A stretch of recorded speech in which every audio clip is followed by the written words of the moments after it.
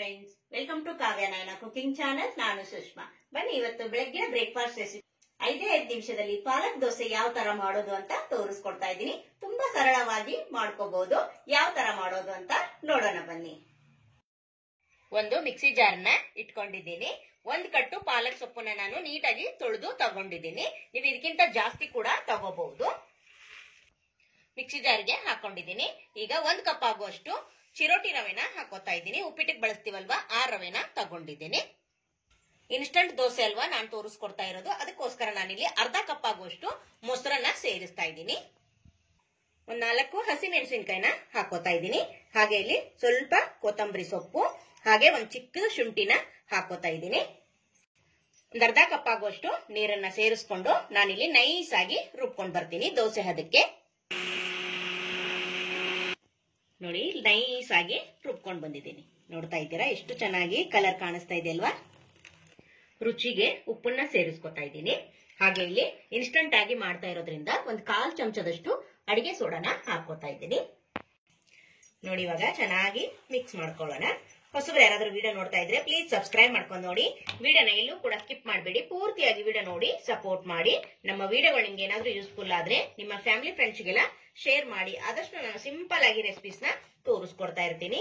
ನೋಡಿ, ಬೆಳಗ್ಗೆ ಬೇಗ ಏನಾದ್ರೂ ಮಾಡ್ಕೋಬೇಕಂದಾಗ ತಿಂಡಿಗೆ ದಿಢೀರಾಗಿ ನಾವು ಪಾಲಕ್ ದೋಸೆ ಮಾಡ್ಕೋಬಹುದು. ಇನ್ಸ್ಟಂಟ್ ಆಗಿ ಯಾವ ತರ ಮಾಡೋದು ಅಂತ ತೋರಿಸ್ಕೊಡ್ತೀನಿ. ನೀವು ಕೂಡ ಒಂದ್ಸತಿ ಟ್ರೈ ಮಾಡಿ, ನಿಮಗೂ ಕೂಡ ಇಷ್ಟ ಆಗುತ್ತೆ. ಮಕ್ಕಳಿಗೆ ಲಂಚ್ ಬಾಕ್ಸ್ ಅಲ್ಲಿ ನೀವು ಮಾಡಿ ಕೊಡಬಹುದು. ಅವರು ಕೂಡ ಕಲರ್ಫುಲ್ ಆಗಿರೋದನ್ನ ನೋಡ್ಕೊಂಡ್ರೆ ಇಷ್ಟಪಟ್ಟು ತಿಂತಾರೆ ಅಲ್ವಾ ಫ್ರೆಂಡ್. ಅದಕ್ಕೋಸ್ಕರ ನೋಡಿ, ಇವಾಗ ಚೆನ್ನಾಗಿ ಮಿಕ್ಸ್ ಮಾಡ್ಕೊಂಡಿದ್ದೀನಿ. ಇವಾಗ ದೋಸೆನ ಮಾಡ್ಕೊಳ್ಳೋಣ. ನೀವು ಸೆಟ್ ದೋಸೆ ಆದ್ರೂ ಮಾಡ್ಕೋಬಹುದು, ತೆಳುವಾಗಿ ಕೂಡ ಮಾಡ್ಕೋಬಹುದು. ನಿಮಗೆ ಯಾವ ತರ ಬೇಕೋ ಆ ತರ ನೀವು ಮಾಡ್ಕೋಬಹುದು ಫ್ರೆಂಡ್ಸ್. ನೋಡಿ, ಸೂಪರ್ ಆಗಿ ರೆಡಿ ಆಗಿದೆ ಅಲ್ವಾ ಬ್ಯಾಟರು. ನೋಡಿ, ದೋಸೆ ತವ ಕೂಡ ಚೆನ್ನಾಗಿ ಬಿಸಿಯಾಗಿದೆ. ಇವಾಗ ನೀವು ದೋಸೆನ ಹಾಕೋಬಹುದು. ಸೆಟ್ ದೋಸೆ ಆದ್ರೂ ಹಾಕೊಳ್ಳಿ, ಹಾಗೆ ದೊಡ್ಡದಾಗಿ ತೆಳುವಾಗಿ ಕೂಡ ಹಾಕೋಬಹುದು. ನೋಡಿ, ನಿಮಗೆ ಎರಡೂ ತರ ನಾನು ತೋರಿಸ್ಕೊಡ್ತೀನಿ. ನೋಡಿ, ಎಷ್ಟು ಅಗಲ ಬೇಕು, ಎಷ್ಟು ದೊಡ್ಡದು ಬೇಕು ಹಾಕೋಬಹುದು. ಮೇಲೆ ಸ್ವಲ್ಪ ಎಣ್ಣೆನ ಹಾಕೋತಾ ಇದ್ದೀನಿ. ಕಲರ್ಫುಲ್ ಆಗಿ ಕಾಣಿಸ್ತಾ ಇದೆ ನೋಡಿದ್ರ, ಸೂಪರ್. ನೋಡಿ, ಇವಾಗ ಎಷ್ಟು ಚೆನ್ನಾಗಿ ಅದೇ ತವಾ ಬಿಟ್ಟು ಬರ್ತಾ ಇದೆ ಅಂತ ನೋಡ್ತಾ ಇದ್ದೀರಾ. ನೋಡಿ, ಸೂಪರ್, ಎಷ್ಟು ಚೆನ್ನಾಗಿ ಕಲರ್ ಬಂದಿದೆ ನೋಡಿ ಫ್ರೆಂಡ್ಸ್. ನೋಡ್ತಾ ಇದ್ದೀರಾ, ಮಸಾಲೆ ದೋಸೆಗೆ ಬೇಯಿಸ್ಕೊಂತಿರಲ್ಲ ಆ ಕಲರ್ ಅಲ್ಲೂ ಕೂಡ ನೀವು ಲೋ ಫ್ಲೇಮ್ ಇಟ್ಕೊಂಡು ಬೇಯಿಸ್ಕೋಬಹುದು.